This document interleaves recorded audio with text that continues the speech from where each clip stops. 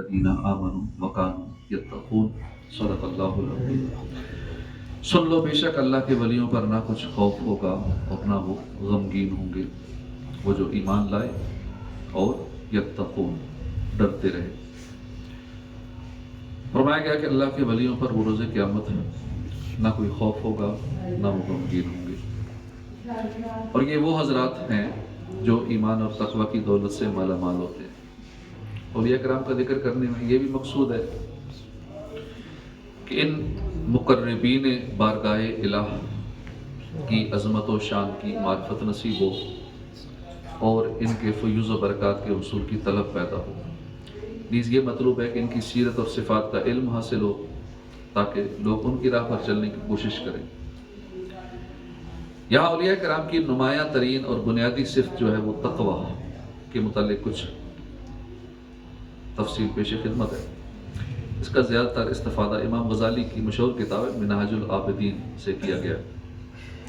تقوی ایک نادر خزانہ ہے کہ دنیا اور آخرت کی تمام بھلائیاں جمع کر کے صرف اس ایک خصلت کے تحت رکھ دی گئی، یعنی ساری بھلائیاں تقوی میں۔ تقوی کے فضائل قرآن و حدیث میں بکثرت بیان کیے گئے ہیں۔ اللہ تعالیٰ نے تقوی کی شان بیان فرمائی کہ یہ بڑی ہمت والا کام ہے، اور اگر فرمایا کہ تم اگر صبر کرتے رہو اور پرہیزگار بنو تو یہ بڑی ہمت کے کاموں میں سے ہے۔ تقوی اختیار کرنا آسان نہیں ہے، ہمت والے لوگ، جرأت والے، قرج والے ہی متقی ہو سکتے ہیں۔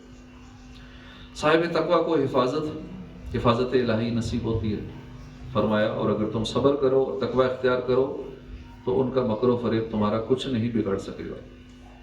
اللہ متقی لوگوں کی مدد فرماتا ہے اور انہیں اپنی معیت اور قرب سے سرفراز فرماتا ہے، اور جان لو کہ اللہ پرہیزگاروں کے ساتھ ہے۔ متقی کو تکلیفوں سے نجات اور حلال رزق نصیب ہوتا ہے۔ فرمان الہی ہے جو اللہ سے ڈرے اللہ اس کے لیے نکلنے کا راستہ بنا دے گا اور اسے وہاں سے روزی دے گا جہاں اس کا گمان بھی نہ ہو۔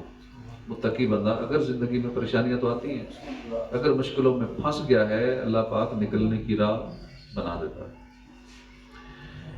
اس کے اعمال سنوارے جاتے ہیں۔ فرمایا اے ایمان والو اللہ سے ڈرو اور سیدھی بات کہو کہ اللہ تمہارے اعمال تمہارے لیے سنوار دے گا۔ تقوی اپنانے والے کے گناہ معاف ہو جاتے ہیں، ارشاد علی ہے، اور تمہارے گناہ بخش دے گا۔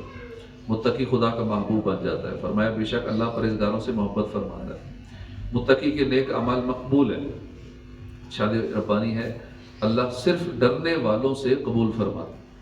اللہ کی بارگاہ میں قرب اور مرتبے کا معیار تقوی ہے، جیسا کہ فرمایا کہ بے شک اللہ کے یہاں تم میں زیادہ عزت والا وہ ہے جو زیادہ متقی ہے، جو زیادہ پرہیزگار ہے۔ متقی کے لیے دنیا اور آخرت میں خوشخبری ہے۔ فرمایا وہ جو ایمان لائے اور ڈرتے رہے ان کے لیے دنیا کی زندگی میں اور آخرت میں خوشخبری ہے۔ اہل تقوی کو اللہ کریم جہنم سے محفوظ رکھے گا۔ فرمایا ہم ڈرنے والوں کو بچا لیں گے، متقی لوگوں کو جہنم سے بچا لیا جائے گا۔ اہل تقوی کو جنت میں ہمیشہ ہمیشہ رہنا نصیب ہوتا ہے۔ فرمایا وہ پرہیزگاروں کے لیے تیار کی گئی ہے۔ ایک بزرگ نے قرآن مجید سے استدلال کرتے ہوئے تقوی کی عظمت بہت خوبصورت انداز میں بیان فرمائی۔ چنانچہ بزرگ سے عرض کی گئی کہ مجھے نصیحت کیجیے۔ انہوں نے فرمایا میں تمہیں وہ نصیحت کرتا ہوں جو اللہ پاک نے تمام اگلے پچھلوں کو نصیحت فرمائی، اور وہ ارشاد فرماتا ہے کہ بے شک ہم نے ان لوگوں کو جنہیں تم سے پہلے کتاب دی گئی اور تمہیں بھی تاکید فرما دی کہ اللہ سے ڈرتے رہو۔ یعنی آیت میں فرمایا گیا کہ اللہ تعالیٰ نے سابقہ امتوں کو اور اس امت کو تاکید فرمائی کہ اللہ کا تقوی اختیار کرو۔ تقوی کے اتنے فضائل پڑھنے سننے کے بعد دل میں شوق پیدا ہوتا ہے نا، متقی بننا چاہیے۔ اتنے فائدے جو ہیں، تقوی کیا چیز ہے، ہم کیسے اسے حاصل کر سکتے ہیں؟ لفظ تقوی ہے قرآن مجید میں، یہ خوف و خشیت، اطاعت، عبادت، دل کو گناہوں سے بچانے کے معنی میں بیان ہوا ہے، اور ان میں تیسرا معنی اس کا حقیقی معنی ہے، کیونکہ عربی لغت میں تقوی کا معنی تکلیف سے بچانا اور حفاظت کرنا، اور چونکہ تقوی گناہوں سے حفاظت اور بچت کا ذریعہ ہے اس لیے اسے تقوی کہتے ہیں۔ امام غزالی رحمۃ اللہ علیہ اپنا مختار معنی یوں بیان فرماتے کہ میں کہتا ہوں تقوی ہر اس چیز سے بچنے کو کہتے ہیں جس سے تمہیں اپنے دین میں نقصان کا ڈر ہو۔ تقوی کے معنی سے یہ واضح ہوا کہ شرک، بدعت، کبیرہ اور صغیرہ گناہوں سے بچنا تقوی کے بڑے بنیادی درجے ہیں، کہ کفر و شرک ہمیشہ کے لیے جہنم میں داخلے کا سبب ہے، اور اس سے بڑھ کر ہلاکت اور نقصان کیا ہوگا کہ بندہ جہنم میں چلا جائے، سب سے بڑا نقصان ہی ہے، باقی نقصان تو سارے چھوٹے چھوٹے۔ یوں ہی کبیرہ گناہ جہنم میں داخلے کا سبب ہے، اور صغیرہ گناہوں میں بھی آخرت کا نقصان ہے، لہٰذا اس میں تو کوئی شک نہیں کہ ان تین چیزوں سے بچنا حصول تقوی کے لیے ضروری ہے۔ لیکن اس کے علاوہ مشکوک چیزوں سے، مشتبہ چیزوں سے بچنا، اسے بھی ترک کر دینا، یہ تقوی کا اہم درجہ ہے، جیسا کہ حدیث پاک میں ہے کہ اس چیز کو چھوڑ دو جو تمہیں شک میں ڈالے، اور اسے اختیار کرو جو شک و شبہ سے خالی ہے۔ حدیث فرمائے جس نے شک و شبہ والی چیزوں سے خود کو بچا لیا، اس نے اپنے دین اور عزت کو بچا لیا۔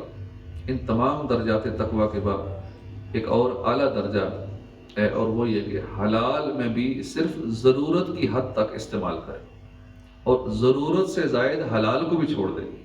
یہ بھی تقوی کی قسم ہے، کیونکہ ضرورت سے زائد حلال میں مشغول اور منہمک ہونا بندے کو حرام کی جانب لے جاتا ہے اور گناہوں پر ابھارتا ہے۔